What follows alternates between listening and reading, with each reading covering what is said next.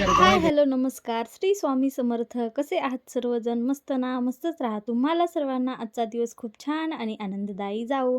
तर ब्लॉगच्या सुरुवातीला तुम्ही पाहिलंच आहे, की आम्ही सगळेच जण कुठेतरी जात आहोत.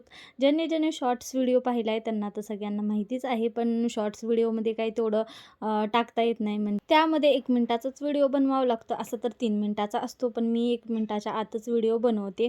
रविवारी होती नव्याची पौर्णिमा आणि त्यामुळंच आम्ही सगळेजण गेलो होतो येरमाळ्याला आणि तुळजापूरला.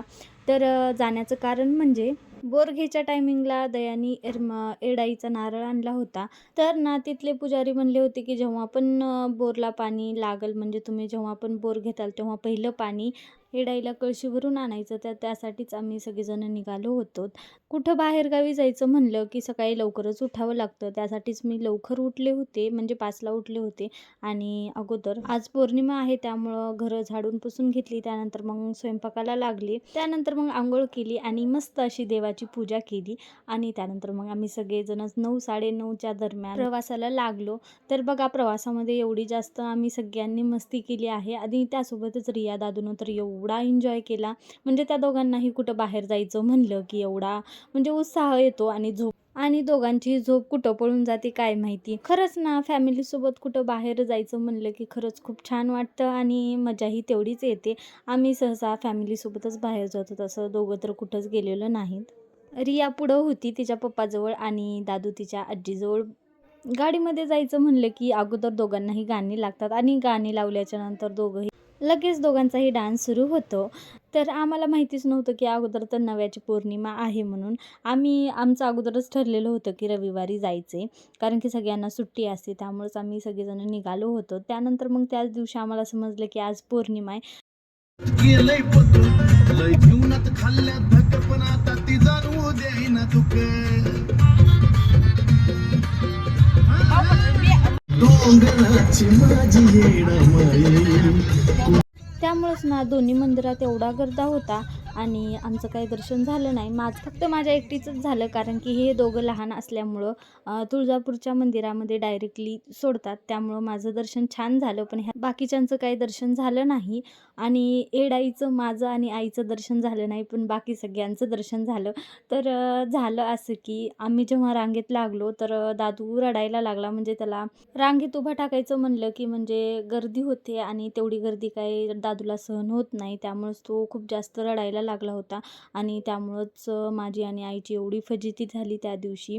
तर काय झालं, म्हणजे रांगेमध्ये आम्ही जेव्हा लागलो तेव्हा अर्धा पाऊण तास दादू शांत बसला. म्हणजे खेळत होता छान, पण त्याला अचानक काय झालं काय माहिती, तो नुसता रडायला लागला आणि आम्ही मध्येच होतो. म्हणजे आम्हाला बाहेर म्हणजेच मागं पण जाता येणार आणि पुढं पण जाता येणार, तेवढीच गर्दी. तर आम्ही कसं तरी म्हणत रिक्वेस्ट करत पुढं गेलोत आणि मग मी आई आणि दादू बाहेर आलोत. मग थोड्या वेळ बसलोत, 1-1.5 तास बाहेरच थांबला. त्यानंतर मग ह्या सगळ्यांचं दर्शन झालं. आणि खरंच ना लहान लेकरं जर असतील तर एवढ्या गर्द्यामध्ये जायलाच नाही पाहिजे. म्हणजे लेकरांचा मूड कधी चेंज होईल कधी नाही ते सांगता येणार नाही. रिया कशात पण ॲडजस्ट होते. रियाचं काहीच नसतं. तिनं काही प्रवासामध्ये त्रास दिला नाही, म्हणजे दोघांनाही दिला नाही, पण दादूनं मात्र त्या गोंधळामुळे जास्त त्रास दिला. त्यानंतर मग जाता जाता आम्ही पेट्रोल पंपावर थांबला होता. तर बघा ह्या दोघांना असं मोकळं पटांगण दिसलं की एवढा आनंद होतो. ते तर काय तुम्हाला मला सांगण्याची गरज नाही, कारण की तुम्हाला या व्हिडिओमध्ये दिसतच आहे. म्हणजे त्यांना ना कुठं पळू आणि कुठं नाही असं होतं. आणि प्रवासामध्ये बसून बसून दोघंही थोडे बोर झाले होते. स्टार्टिंगला त्यांनी खूप छान एन्जॉय केला, पण दोघांनाही झोप यायली होती त्यामुळे थोडीशी किरकिर करत होते. पण पेट्रोल पंपावर थांबल्याच्या नंतर बघा दोघांचाही मूड एकदम फ्रेश झाला आणि दोघंही असं छान चलत होते. पेट्रोल पंपावरच दोघांचेही छान छान व्हिडिओ काढले, फोटो काढले. तर रियाचं मात्र एकच असतं बबाय बबाय. ती चालायला लागली तिचं तेवढंच असतं. आणि इथं तुम्ही बी या की. दोघांचे फोटो व्हिडिओ काढणं सुरू होतं. तोपर्यंत आम्ही सगळ्यांचे फोटो काढले आणि त्यानंतर मग पोहोचलो आम्ही तुळजापूरला. तर बघा तुळजापूरला किती जास्त गर्दी होते. तर बघा मी इथं व्हिडिओ शूट करत होते आणि ज्ञानूची रिॲक्शन कशी होती. तर ना व्हिडिओ एडिट करताना हा व्हिडिओ म्हणजे लास्टचा आहे, पण हे अगोदर स्टार्टिंगलाच आला, म्हणजे चुकून माझ्याकडून असं झालं. तर यावर्षी काही मला नव्याची पौर्णिमा साजरी करता आली नाही इकडं असल्यामुळं. तर दरवर्षी ना मी पुरणाचा नैवेद्य करत असते. तर नव्याची पौर्णिमेला काय करतात, उंबरठ्याची पूजा करतात छान अशी. मी दरवर्षी करते. तुम्ही याच्या अगोदरचे व्हिडिओ पाहिलेच असतील. तर ना नव्याची पौर्णिमा का साजरी करतात ते तुम्हाला थोडक्यात मी सांगते. तर नव्याची पौर्णिमा म्हणजेच त्याचं नावच आहे नव्याची पौर्णिमा.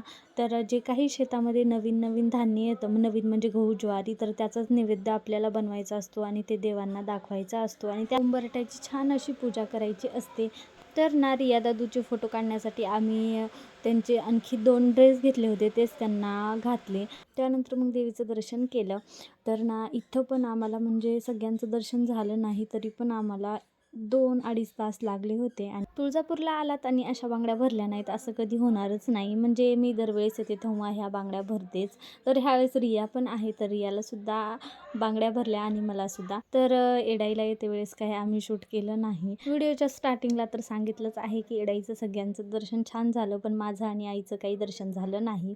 एडाईला पोहोचायला आम्हाला 4 वाजले होते आणि त्यानंतर मग तिथून पुढं आम्हाला तिथंच 6-6:30 वाजले. 7ला आम्ही तिथून निघालोत आणि दादूनी ना पूर्ण एडाईच्या पायऱ्या अशाच चढल्या. त्याला कडेवर घेतलं होतं, तो रडायला होता आणि त्याला फक्त पायऱ्या चढायच्या होत्या. बाकी आम्ही तर पुढं गेलो होतो, पण आई, बाई आणि दादू पाठीमागं होते. तर त्यांचा हा व्हिडिओ सुजितनं काढलेला आहे. देवाला जाता वेळेस आम्हाला वाटलं होतं की फक्त 2च देवं करायचे, त्यामुळं लवकर येताल घरी, पण तसं काही झालं नाही. यायला आम्हाला 10 वाजले होते. व्हिडिओ काढायला सुजित तर मला खूप म्हणजे मदत करतो. तो म्हणतो, ताई असं काढ, तसं काढ, सारखं सांगतो. पण ज्ञानूचं त्याच्या अपोजिट आहे. म्हणजे त्याला जर म्हणलं व्हिडिओ काढ किंवा व्हिडिओमध्ये घ्यायले, तर त्याचे असे येडेचाळी सुरूच राहतात.